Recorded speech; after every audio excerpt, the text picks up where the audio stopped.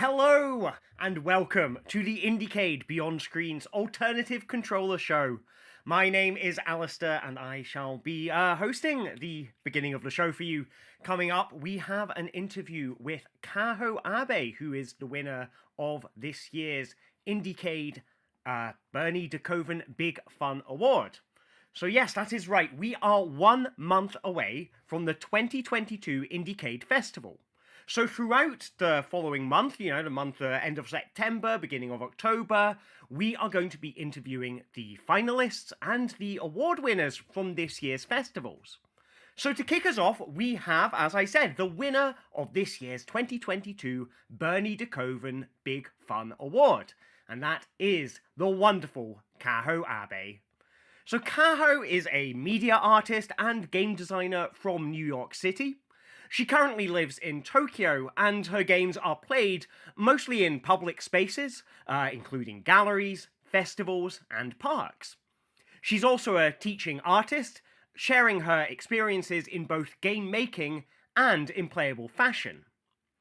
The Bernie de Koven Big Fun Award was created in collaboration with Bernie de Koven himself in honour of his legacy. Bernie was a play theorist and an academic, and a founder of the New Games movement in the 1960s. The award recognises creators who are furthering the field of big, physical games that bring people together. Kaho Abe is a long-standing influence on the alternative controller scene. She's been making playful hacked controllers since all the way back in the mid-2000s and has been a big influence on many of us in this scene. Kaho is currently living in Japan, where it is the early morning right now, so we recorded this interview earlier in the week, and we hope you enjoy it. Before we begin our conversation with Kaho Abe, let's sit back and enjoy seeing some of her work in action. This is Hit Me.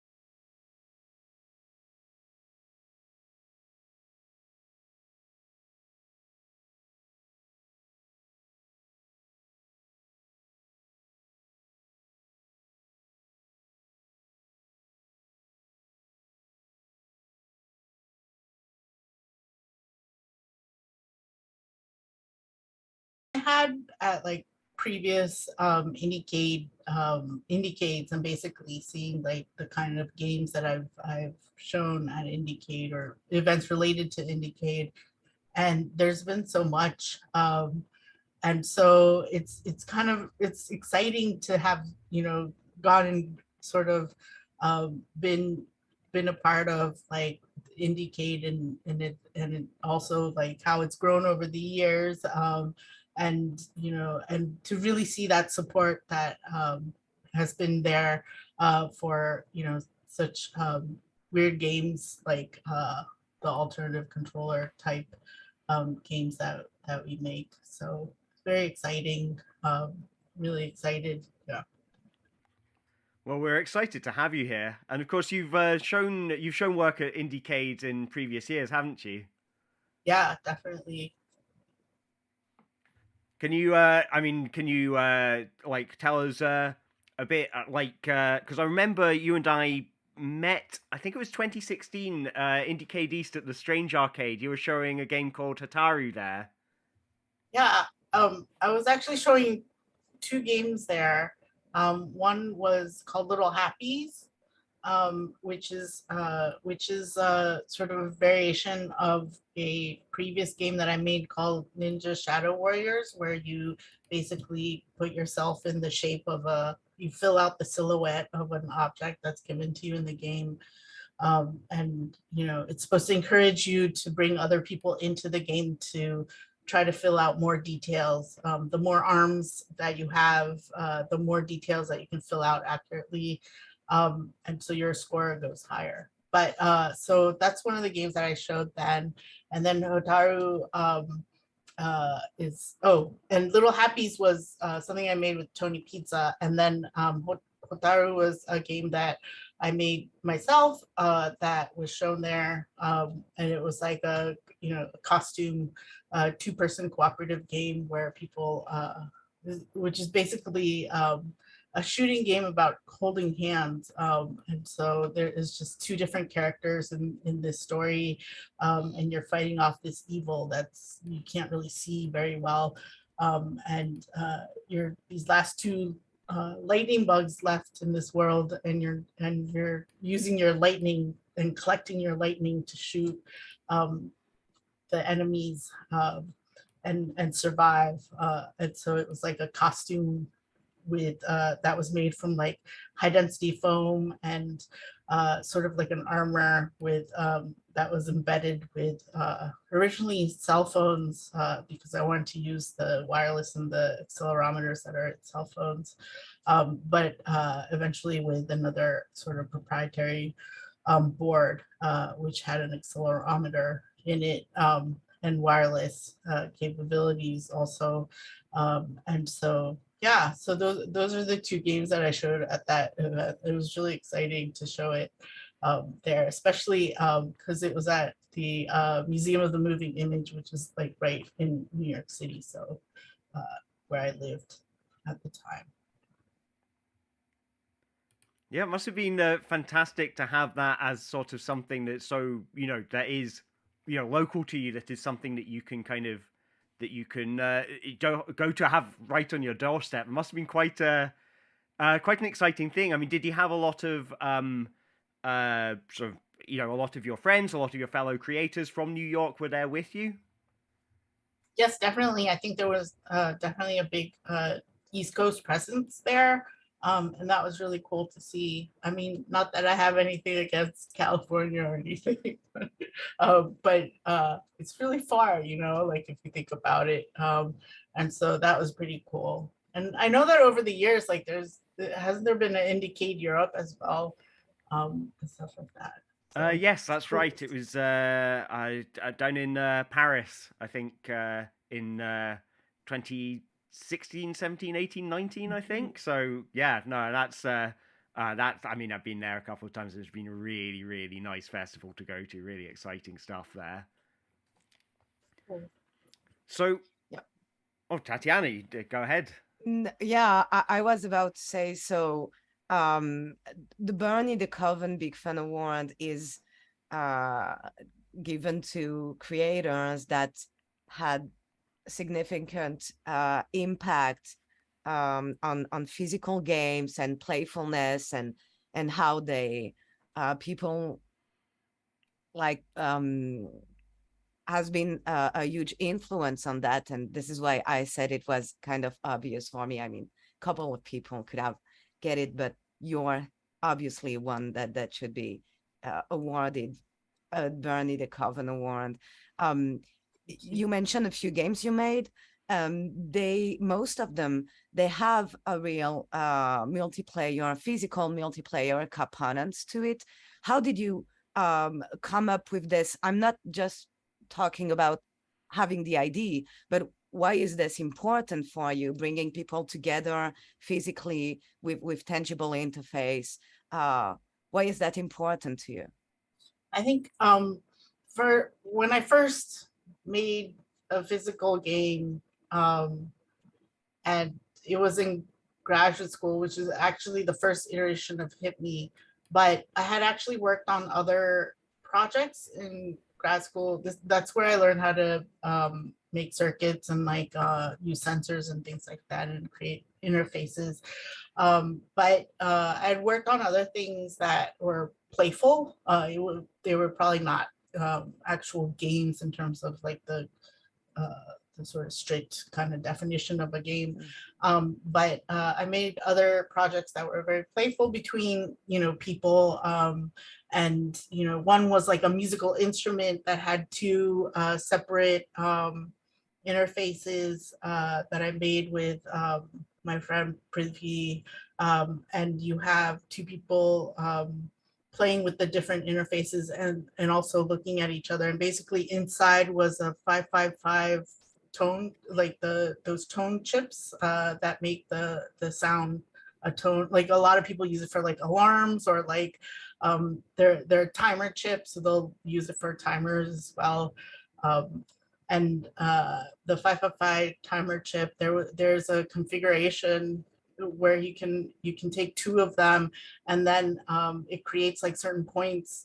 You can make a sound generator from it, and then you can take the points where the resistors go and basically replace them with different controllers that sort of tweak the voltage that's going through and essentially changing the sound that it makes. And so basically it's like a musical instrument.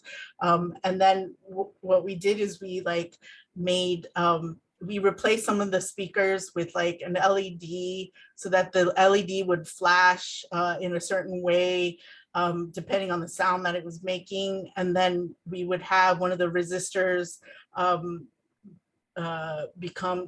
we would put like a photoresistor in there, so it would actually like be reading at the same time. It would be reading like the sound, the sound that was being made. So there was like kind of like almost a feedback loop type situation. But like when you have two people with two different interfaces, manipulating the sound, it actually like works really well off of each other.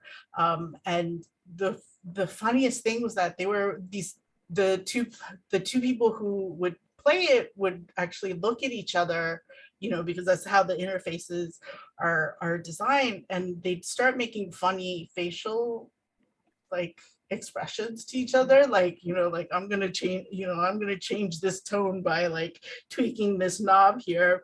And so they would be like or just like one eyebrow, I can't do it, but like one eyebrow above the other kind of thing, or like or just like staring at the other person or like smiling. Like there was so much communication between people, just looking at each other without words, and just like this playing with this one sound that was coming out of that configuration. And from that, just that, I knew that kind of magic that happens between people, there's no way I would have known that was going to happen when I made it, right? And how magical that is for these things to happen, like I guess the design terminology is emergent behavior, right? And that kind of stuff is just like you don't know it's going to happen, and for me that's like the most beautiful thing, and always very funny also to me. So I think in many ways that's where the real play is, right? And not necessarily the game system that I create, right? And so that has been sort of this whole theme, I guess, since then.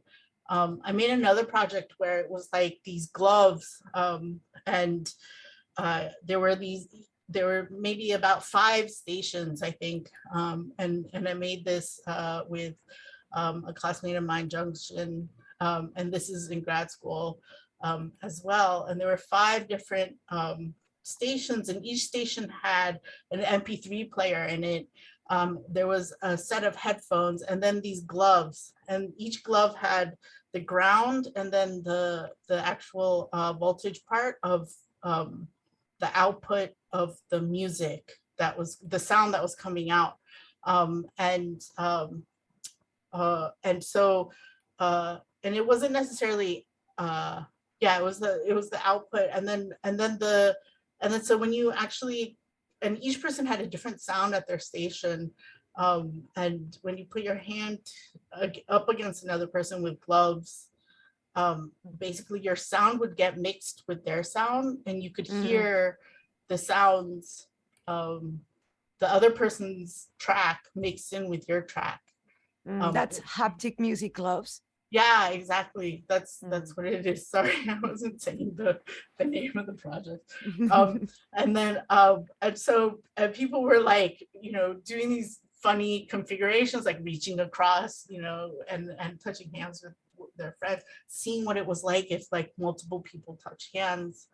And the tracks were made by another classmate of mine, Jenks, who's a sound designer, and he and the sounds were made so that they would sound nice together, like all 5 of them.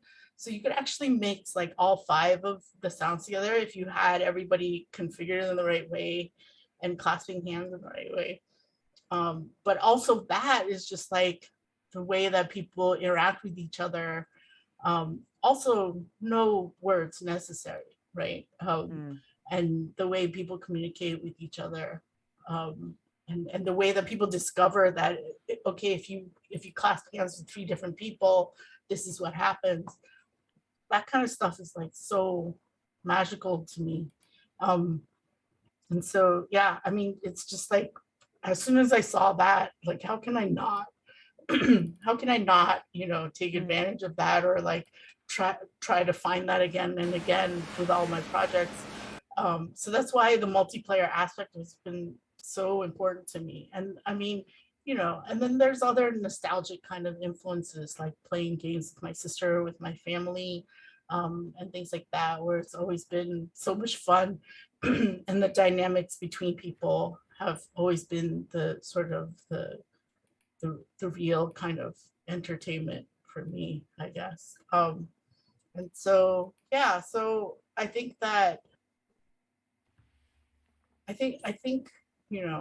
maybe there's an aspect of it that's like, I'm the younger child, so if anybody wanted to play with me, I would have been really happy, right?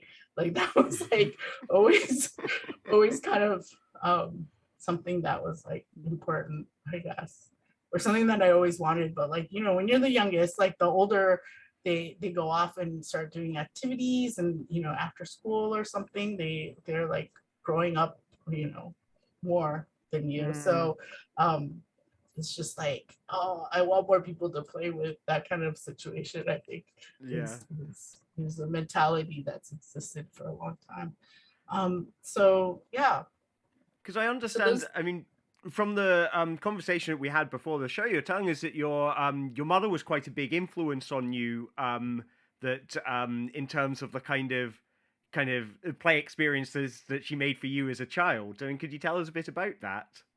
Oh yeah.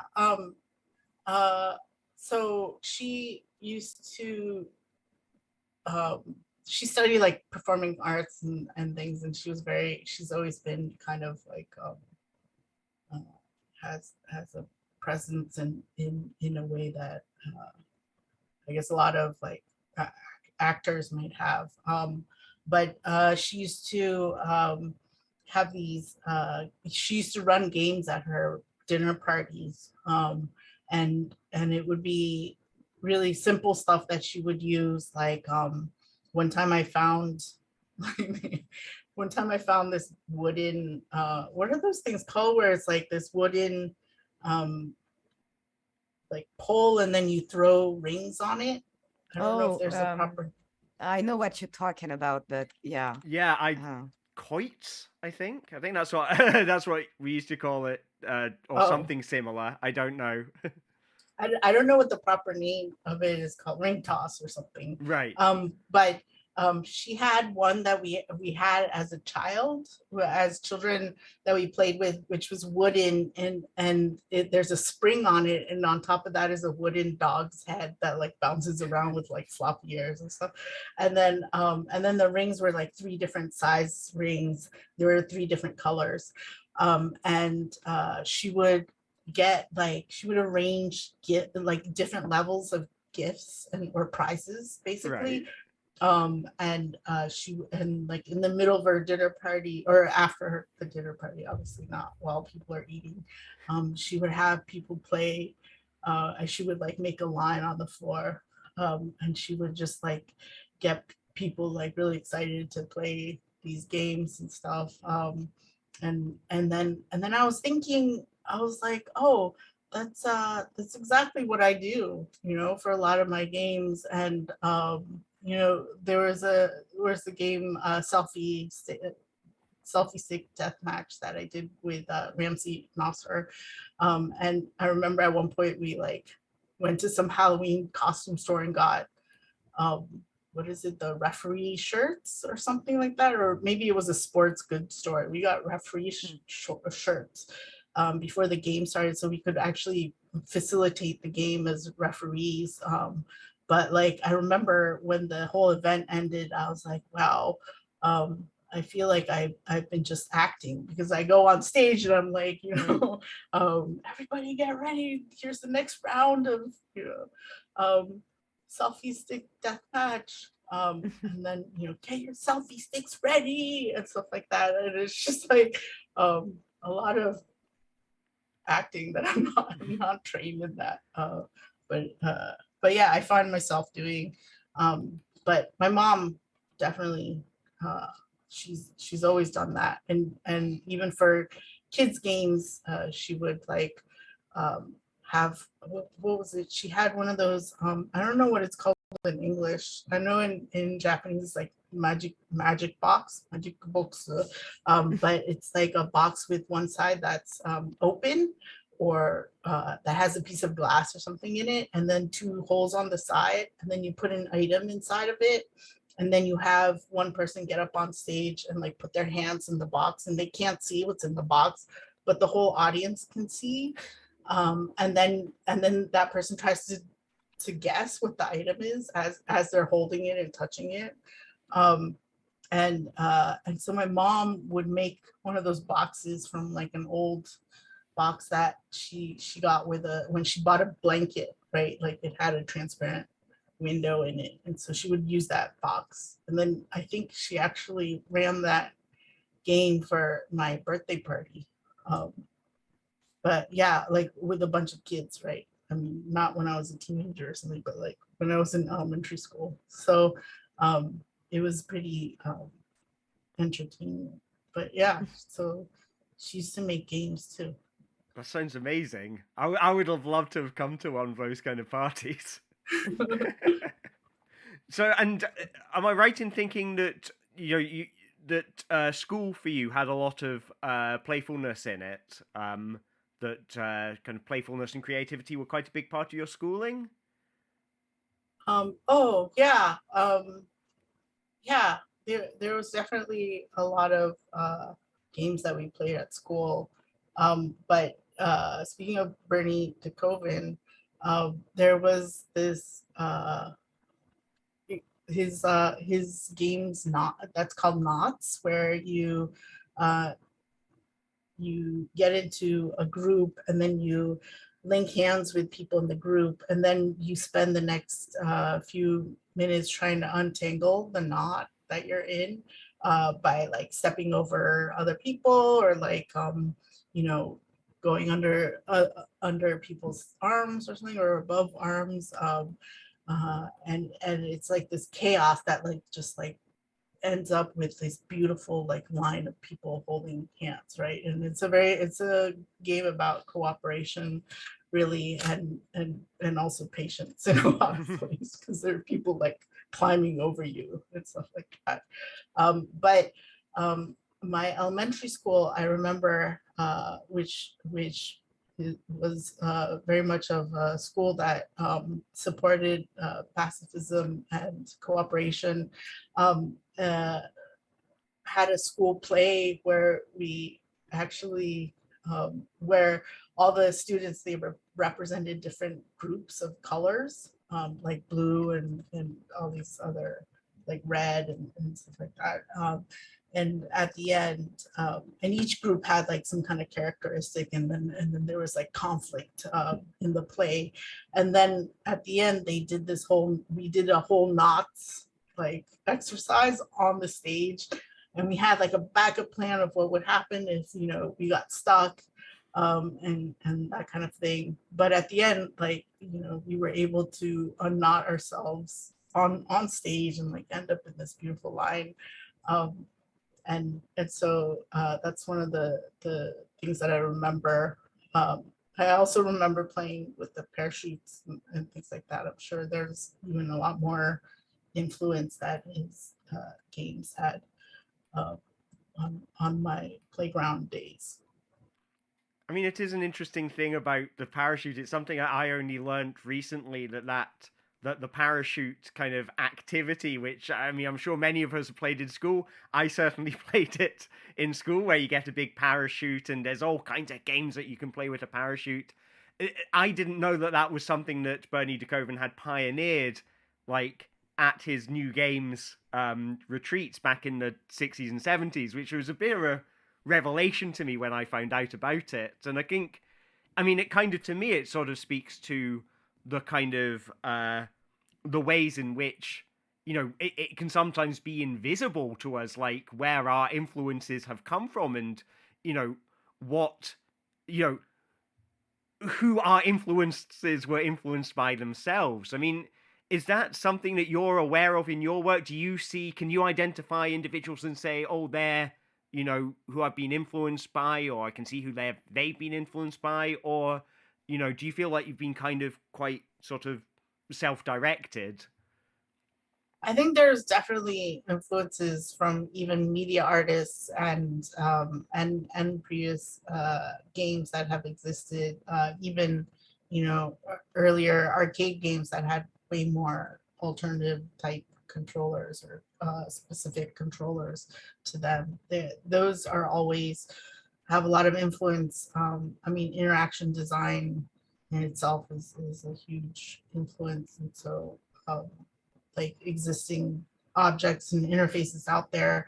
I also think though, but there's like this, you know, when you think about folk games and like games that have existed for like, we don't know where they first started, or they've changed so much as they entered like different communities that it's hard to even trace.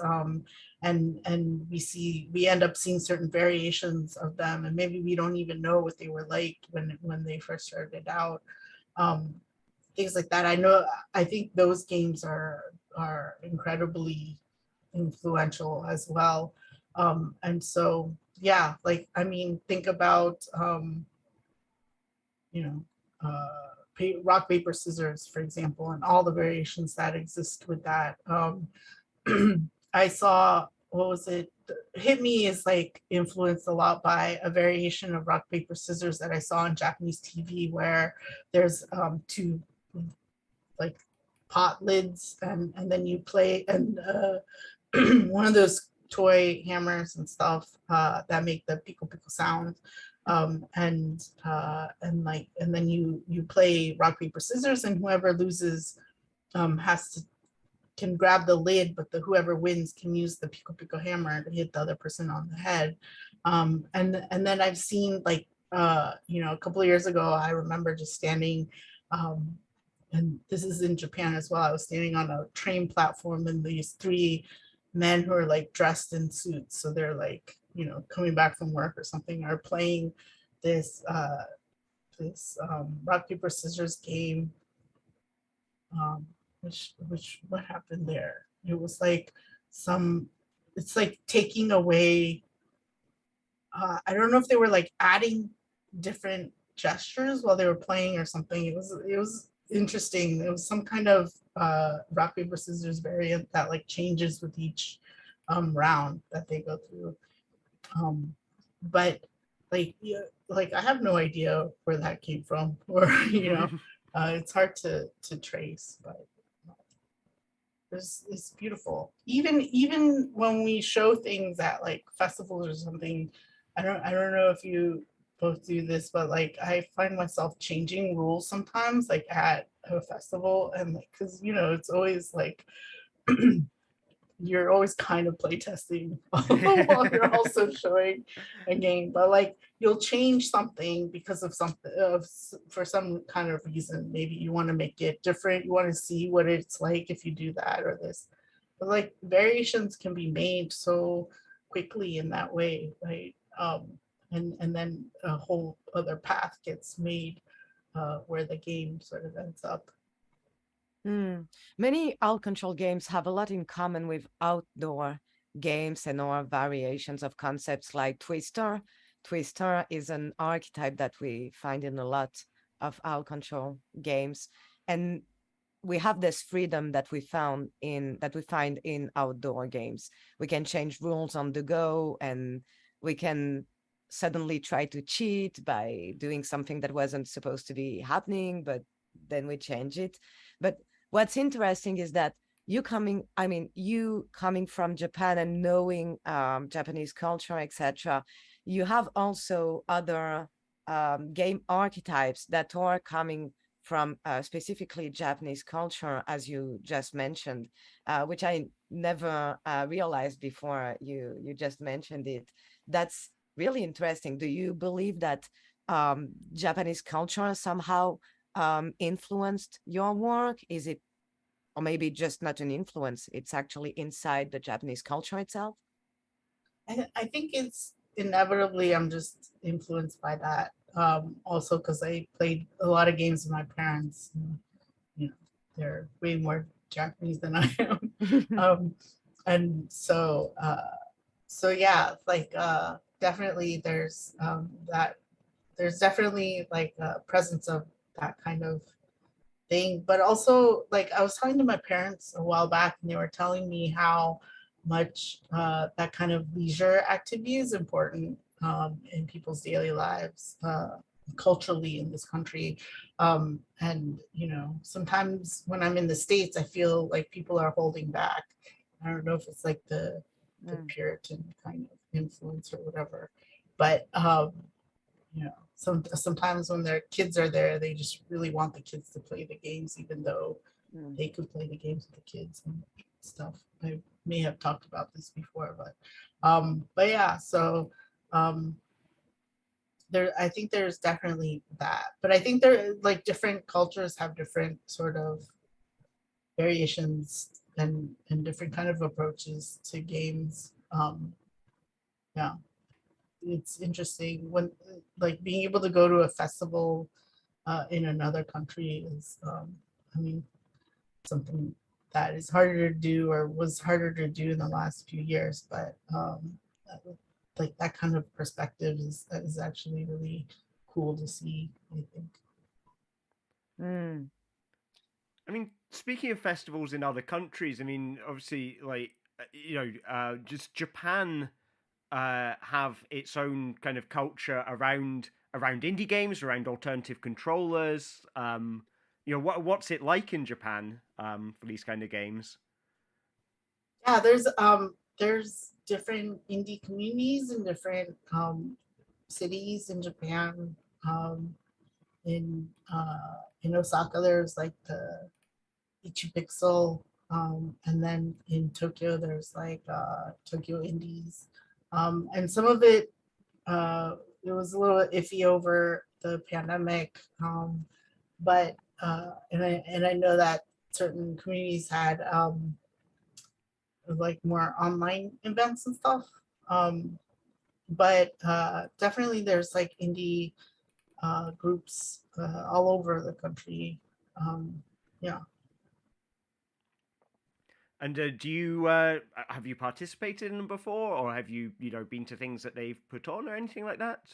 Yeah, I used to go to the one in Osaka quite a bit. And there's also the Alt+Ctrl developer in Japan, Miyazaki san, and you might have seen some of his games at the GDC Alt+Ctrl show.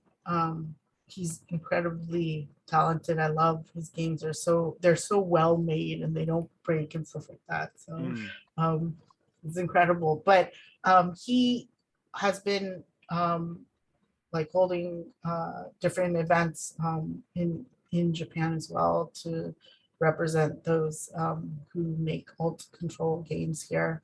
And so there is definitely a presence here. I'm not sure if the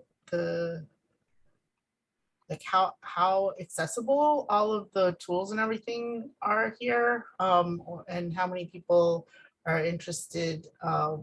I and maybe it's because in the US I've just been around Alt+Ctrl communities and such, but here it doesn't seem as prevalent as back in the States. Um, but definitely there are people who make things uh, with circuits and things like that. Mm. I find it fascinating that you are mentioning the difference with traditional game design, game development. Indeed, there is this mindset with Alt+Ctrl of we are ready to fix stuff on the go. And it changes a lot the way we approach design, because that's also part of sharing with the people. Like in Alt+Ctrl, usually it depends on the audience, I agree, but usually in traditional Alt+Ctrl events like Alt+Ctrl GDC, Amaze, etc., usually you're here during the exhibit, and sometimes it will break, but people won't mind that much because they will be curious about, oh, but what's broken? How will you fix it? They will look at you fixing the stuff, and you can have this human connection, this exchange with people.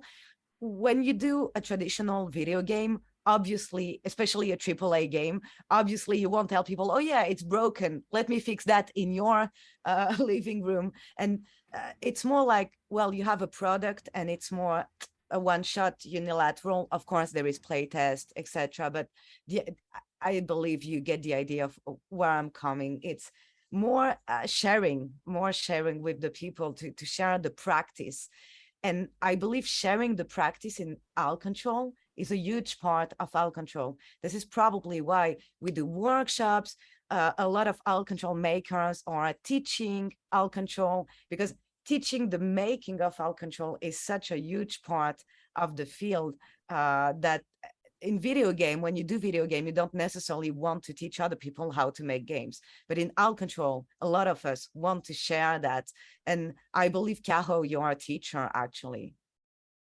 Yeah, I think so being a teaching artist is really important to me. I think because I haven't done it for the last couple of years, it actually makes me feel like I understand that I actually really like it, and it was very meaningful, and I love sort of sharing how the projects were made, but oftentimes they're already based on open source tools and open source projects, and so that's just the part of a part of being part of a community of makers, is that you keep on sharing the kind of ideas that you might have with each other, and so I think that part's important, and then yeah, and just like having people, I think that through my teaching about game controllers and how to build circuits and like and different things like that, I also think that we're teaching a little bit about technology that is quite often overlooked with commercial sort of games, and why, you know, we don't really think about why a controller might work in this way, or like a traditional game controller. And when we really break it down in our classes, I think that you can see how you know, the elevator buttons work, or you can even see how you know, your camera might work, and all these kind of different things. And I think that it's helpful to actually know those kind of things in life, right?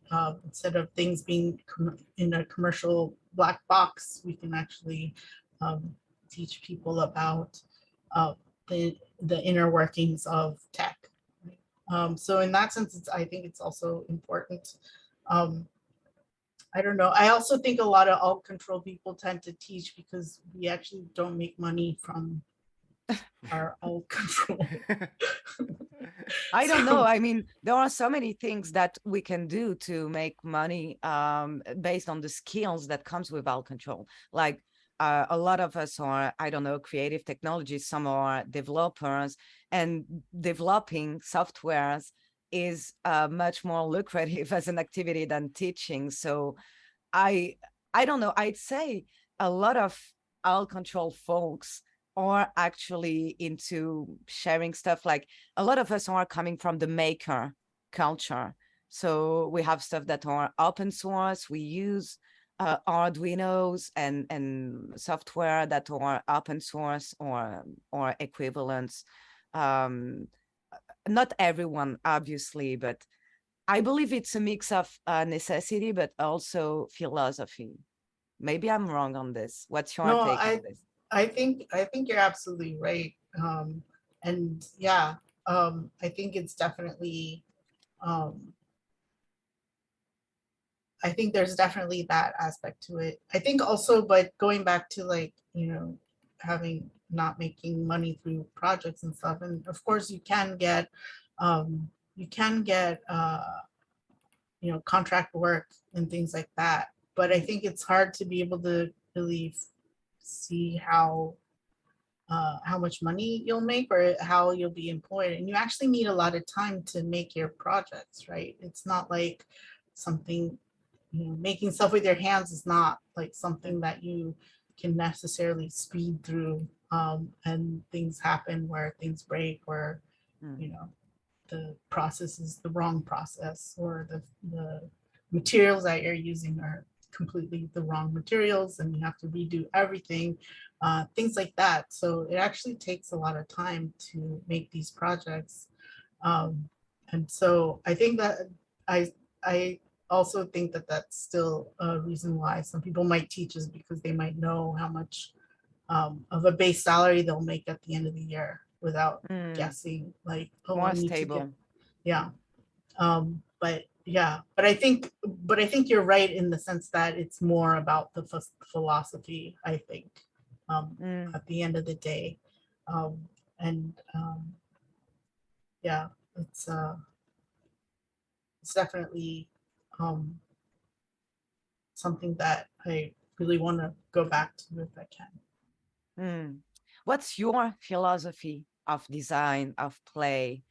What would you say are the core ideas, values behind your work? That's such a broad and difficult question. So, Yeah, I mean, even just the stuff that we already talked about in terms of like the emergent behavior between people, like that has to be one of the biggest pillars of the projects that I make. Like, it's so important to me, and that's where the fun really is for me.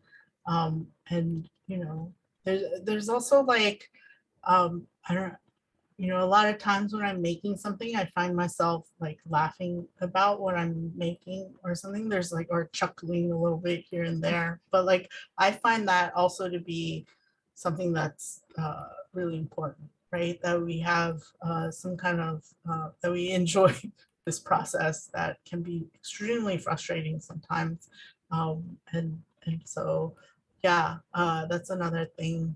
I think that, you know, also like growing up between two different cultures and stuff, like I think that there's also that connection between people that you can make without speaking to them necessarily or understanding their language. That's like super important to me too, because I think that it's just something that I fundamentally seek in life.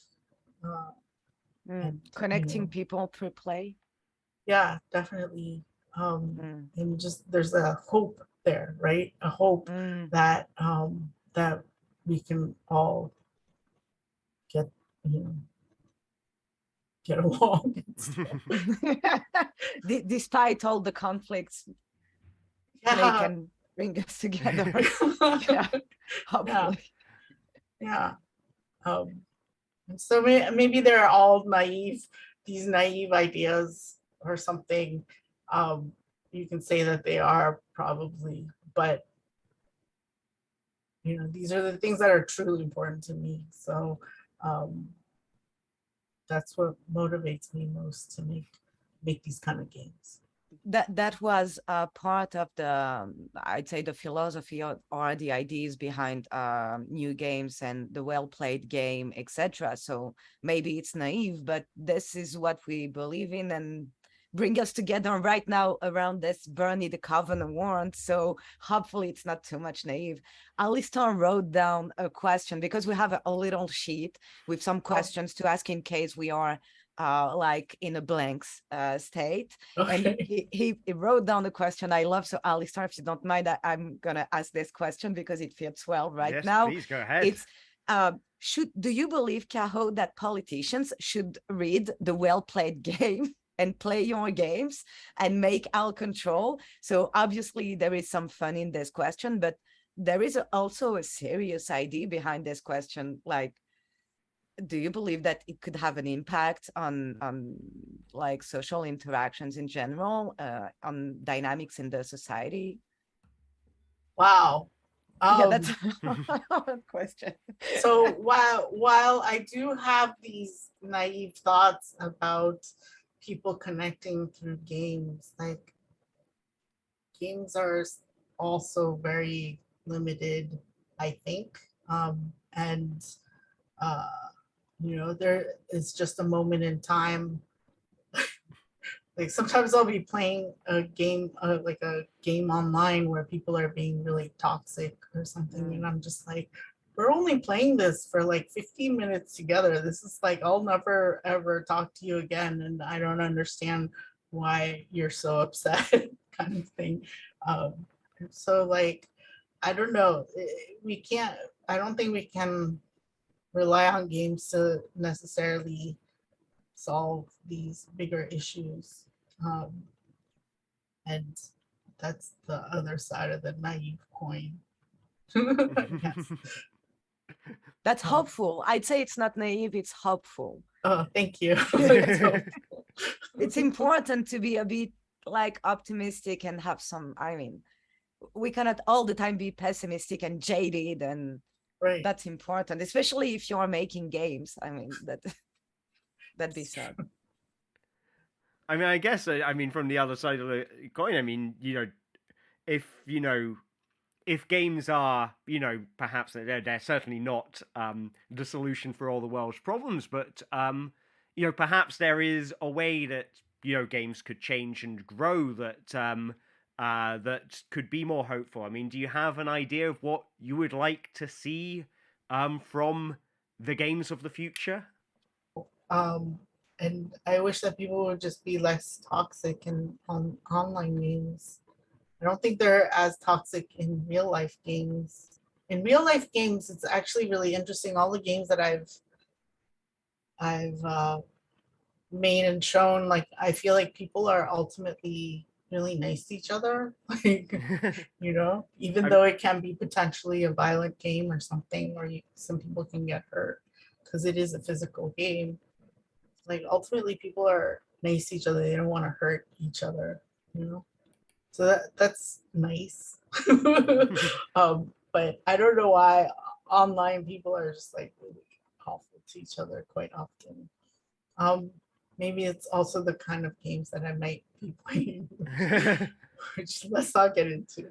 But yeah, so I don't know. I just want people to be definitely nicer to each other in games. That would be my desire for the future of games.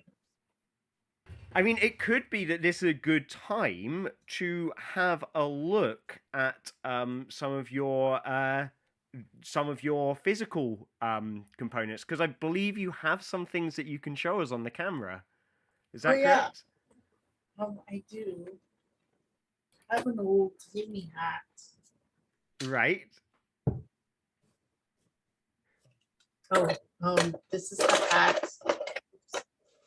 Put it back together. This is the hat. And it's very simple. It has like Velcro closures. I got this box at the Container Store, which is a chain of stores in the US. I don't know if it exists elsewhere, but this particular box is an acrylic clear box that is made to house baseballs, American baseballs, with Right. the people when somebody signs it or something and you want to keep it on your shelf, you'll put it in this box. And then it's so it's like shatterproof. So that's one of the reasons why. I mean, also it's cheap, so that's why I got it. So just for context for the audience, the way this game is played, could you just give us a brief kind of setup of the rules for the game? Sure, it's a two-person game where you start off back to back in this sort of 8-foot diameter circle, and then once the game starts, your objective is to hit the other person's button on their head. So both of you are wearing a helmet with this box on top, and once you hit your opponent's button, there's a camera inside your box and it'll take a photograph. So once you hit your opponent's button, your own camera will take a photograph. And if you're, so you get a point for that. But then the photograph gets projected on the wall and there's a live judge. And if they can see that parts of your opponent are actually in the photograph, then you get bonus points. So different points for like if you can see any part of the body, and then if you can see the face, that's like the most number of points that you can get. Because I guess humiliation. And but so anyway. Yeah, so housed inside the box are all the bits that the hat needs in order to do all of this stuff. So yeah, yes. What's in the box? So on top of the box, you have inside the box you have a wireless video camera. And so I got these cheap ones that I used to use, the kind of really small pinhole cameras, but this has a battery that's embedded into it, rechargeable battery embedded into it. It looks like a little mouse without ears. Oops.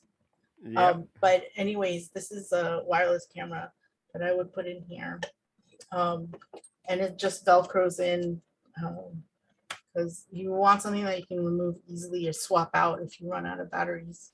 And then the top part has the important here that is made with a old GE General Electric wireless doorbell system. And this is actually the circuit from the doorbell. Right. And then it's connected to this arcade button. So when you press the arcade button, it's as if you're pressing the doorbell. And then the GE doorbell system that I got has the doorbell for the front door and the back door. And it plays a different melody for the front door and the back door. And I got that because that means that the base can actually recognize which button is being pressed, right? And so you have, you can use the same system for player 1 and player 2 in this game. And so, yeah, and this one actually had dip switches here with the little white parts, so you can actually change the channel that it's on so that it doesn't conflict with the other person's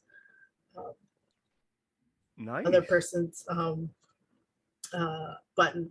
But anyways, and also like that's where those 12-volt batteries go in right here. It's actually smaller than other AAA batteries, but like a little bit thicker. But that's where it goes, 12 volts, because I guess you need that in order to send that wireless signal quickly and you know, across your house or something. So that's what it has on there. And you can see the crude wiring technique that I've used. And then, so yeah, so that just goes on, slides on top of the bottom part. And then once you have it in there, you can Velcro it down. Again, easy access is really important, so you can change, swap out things if something breaks. And then this is a construction hat. Actually, the earlier version, when I made it in grad school, was a fabric hat. And it looked a little bit different, but it was actually hard to put such a hard case on top of like a soft hat, because then you had to like really pad the soft hat. And it was ultimately kind of dangerous because I had bolts coming through the soft part.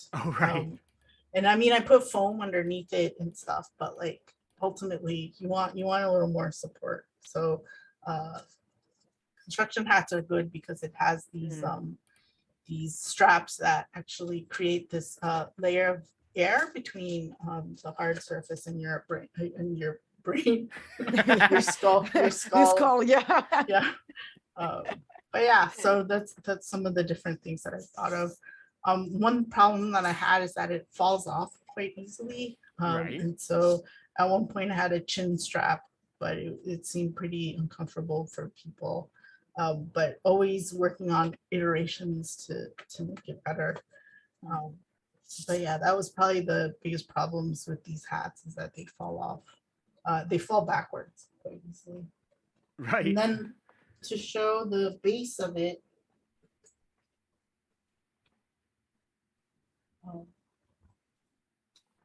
the base of it is essentially this box here, and it's really messy. But basically that L-shaped circuit board that you see there, the brown one, is from the base of the doorbell system. So that's where it's receiving all the signals from the buttons and recognizes which button is being pressed. And then that is ultimately connected to the Arduino.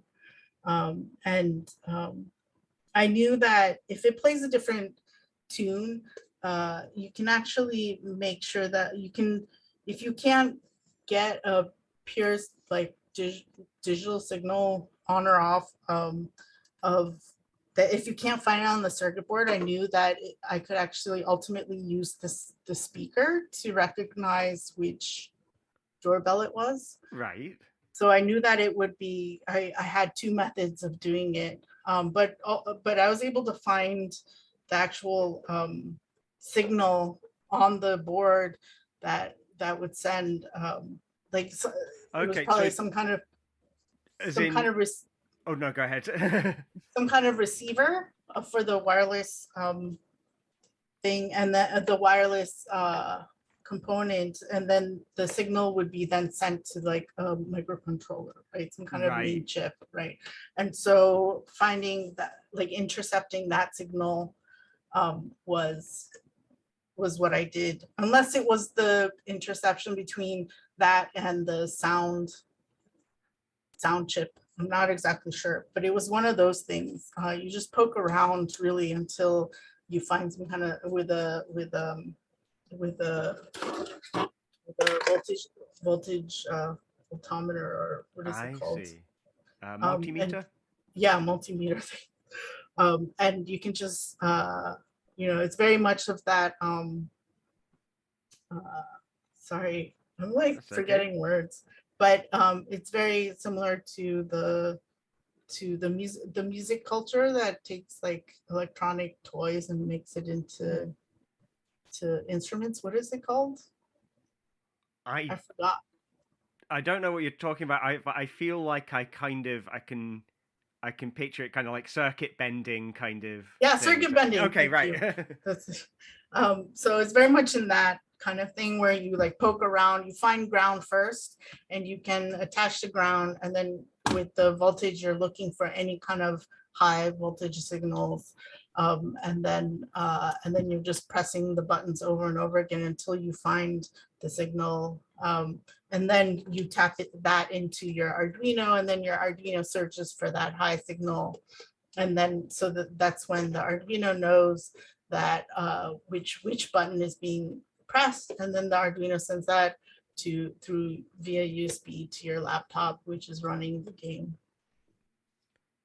I have to say, it's an ingenious solution to use the doorbell mechanism as a way to transfer wireless signals. I mean, I remember, like, back in 2015, I was trying to make a game that, was operated wirelessly using Bluetooth, and having a nightmare of a time with it because, it would become so unreliable so quickly. And I love that thing of taking, well, here's a household object which is designed to have a reliable signal that goes through a house, and to to hijack that as something that you can use, I just think is ingenious. It was so much cheaper than, I mean, Bluetooth did not used to be this cheap as it is now. I mean, it was back in the 2000s. It was like super expensive to even get to use any kind of Bluetooth. There weren't the tools that were available now, and so this GE Bell system was like $15 at the time. I mean, it was so much cheaper than a lot of anything could be at the time, and so it was like really important that I use that. And actually now I think several years later I tried to find the same system, and they replaced it with something that was like harder to hack, basically. Right. And so things change, and like a lot of electronics that are older, like 20 years 10 to 20 years older, can be still a lot easier to hack than like the most recent stuff. The recent stuff is like flimsier. It's like, sure, like what is it, miniaturization has happened, so like the chips are harder to like even solder onto and stuff like that, or boards are harder to solder onto. A lot of things can be hidden sometimes on the boards because of proprietary reasons. They'll put like that black like dollop of I don't know, some kind of material that oftentimes they put on top of microcontrollers. So when you open like a circuit board or something, you open a device, like you can't actually recognize the chip that's underneath. Right. Or you can't take it off, or you don't have any access to it because there's this black blob that's on top of it. I think I might have seen the blob and had no idea what it was. Yeah, so it's like a lot harder to do those things, but at the same time, like wireless, components are a lot cheaper, and so I mean, it's just a different game now, I guess. Different game. And then this is like the wireless video receivers, and you can see it's like pretty old school, but video composite, right? Right. Composite video connectors. And then I had originally I had like different kind of adapters that would change the video into like USB and things like that. This is kind of messy. Right. So I guess you had a constant stream of video coming through, and when the buttons hit, you're taking a screenshot at that moment or something. Exactly. Yeah. So in fact, like I think the fastest way to do that was to have the two streams running off of like a different part of the screen that you couldn't even see. Right. So you'd have like simultaneous, and then it would like just grab from those areas. That was the fastest way for the image to come up on the wall. Yeah. So, yeah, and so that would fit in here at one point. Fit into this box at one point. Yes. But it's pretty messy. It was pretty funny, like traveling with this stuff because it looks suspicious. Really. But I have to say, I mean, it is like I've used the word ingenious before. I'm going to use it again, because you think, today you can get like, Arduino, you can get a camera that will plug straight into an Arduino, you can get, Wi-Fi adapters for these things, so easily. And of course, so you were making this in the mid 2000s. You had to figure all this stuff out from first principles, and you're coming up with solutions that people haven't come up with before. I mean, is this were you working with people in audio visual who were sort of helping you out with this, or were you like figuring this all out in the moment? I mean, I think the principles, like I learned from just learning about circuitry and stuff. But then, and then with just trying the need to find something cheaper to use in order to make my projects.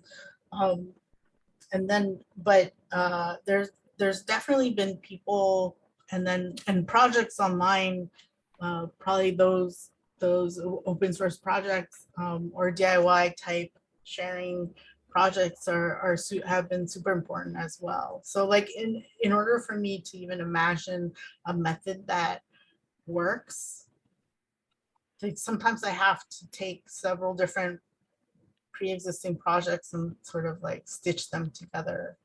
So it's always been a combination of different things, I think. But yeah, so definitely things that exist, projects that have already been made, super important.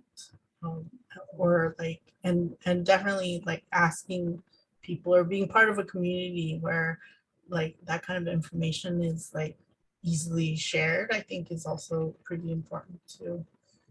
I've been speaking of pre-existing projects. I've been working on this robot arm. All right. So that it like draws.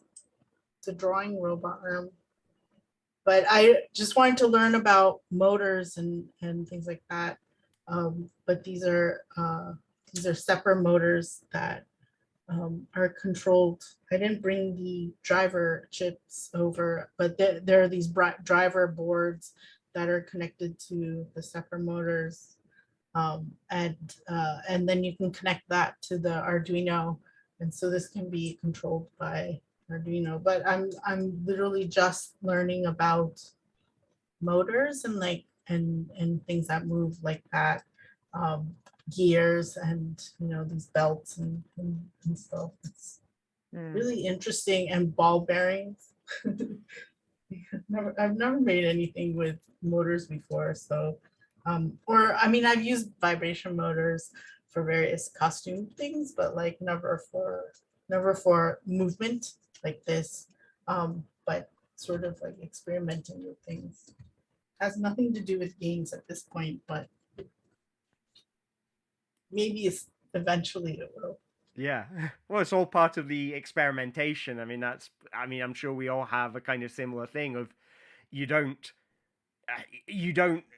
something could be awesome to make a game with, but you don't know until you've tried hacking around with it and seeing what happens. Yeah, definitely. Like it's all part of, I think that that's the other thing that I love about all of this is that I'm constantly learning about things, and I'm like not an engineer, not a programmer, and yet, I'm learning, slowly learning about things. Some of my code is horrible, or some of the things that I even build are pretty bad, but like it's just like part of it, of learning about things.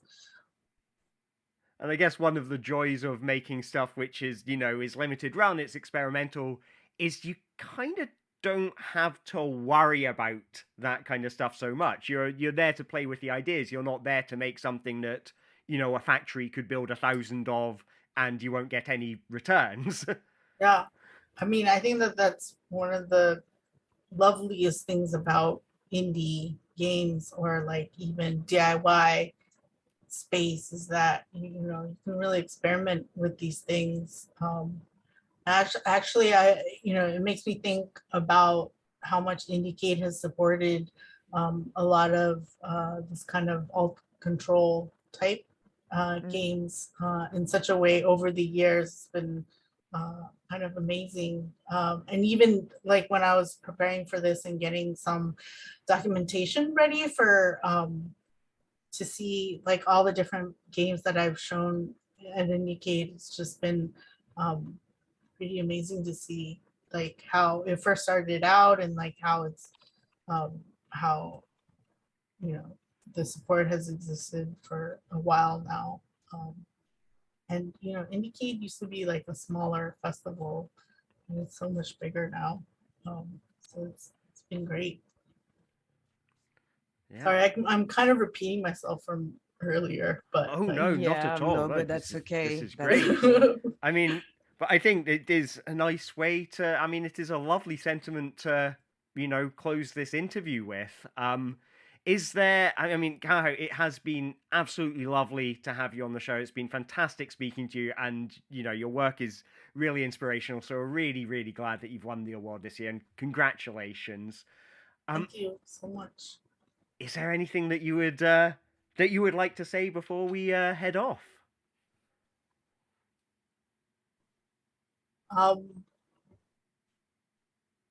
Keep making weird games. Keep playing them. I think that's that sounds great. And where can people find out more about your work?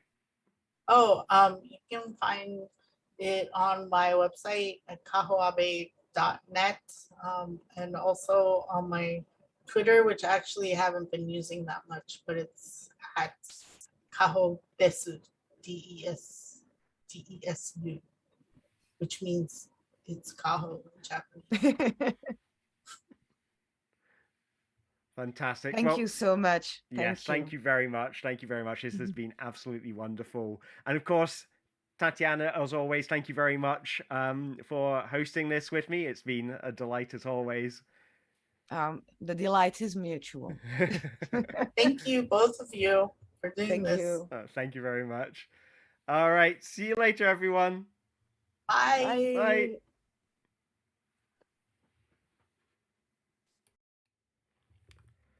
And once again, thank you so much, Kaho, for coming on the show. And of course, a massive congratulations for your achievement, your awarding of this year's 2022 Bernie de Koven Big Fun Award. So yes, this is the first interview of the run-up to the IndieCade Festival. The IndieCade Festival will once again be online this year, and it kicks off on the 4th of November with the award show on the 5th of November. So if you want to have a look at the nominees, and the nominees this year are absolutely outstanding, so please do go and take a look at them, learn all about them, see them. You may be able to find demos of them. Go and do that. Just look up, it's the IndieCade website, anywhere.indiecade.com. And please do keep on coming back to the IndieCade channel. Beyond Screens, as always, is doing shows every Wednesday evening or daytime, depending on where you are in the world. So keep an eye out on the IndieCade channel on Wednesdays, but also on other days scattered throughout the coming month because we're going to be doing bonus episodes with the finalists from this year's festival. So please do keep an eye out on the IndieCade Twitter to see what's coming up. And as always, don't forget to keep an eye out every Wednesday. We've got Alt+Ctrl every fourth Wednesday of the month, and we've got playable theatre and escape rooms for you to learn all about. Now, we also have a what should I call it? What should I call it? A special surprise. This is an additional Beyond Screens session tomorrow at 5 p.m. London time, 6 p.m. European time, 12 noon Eastern time, or 9 a.m. Pacific. I am here in the lovely sunny UK, so it'll be 5 p.m. for me. Tomorrow, there is going to be presentations of a research project run by Phoenix Perry from the University of the Arts London. Now, if you have been watching the Alternative Controller show before, you might recognize that name. Phoenix Perry was our first guest on this show way back a year and a half ago. So, the project was a research project where Alt+Ctrl developers, including Robin Baumgarten, Julia Makovich, and myself, all of whom you may remember being interviewed on this channel, we were paired up with experts in disability studies and in accessibility to do a kind of a game jam type process to try and come up with new and interesting and accessible kinds of alternative controllers. So we are going to be doing a project presentation of that. That is 5 p.m. London time, 6 p.m. Central European time, 12 noon Eastern time, and 9 a.m. Pacific time. So it will be absolutely wonderful to see you all there. So please do come along for that. And as always, look after yourselves, look after each other. Come along to the IndieCade Anywhere and Everywhere Festival. Kicking off at the 4th November. Keep an eye on this channel because we've got interviews coming up with lots of the finalists and nominees from this year's festival. And I look forward to seeing you all again soon for yet more Beyond Screens alternative controller shows. Okay, everybody, have a good night. Bye-bye.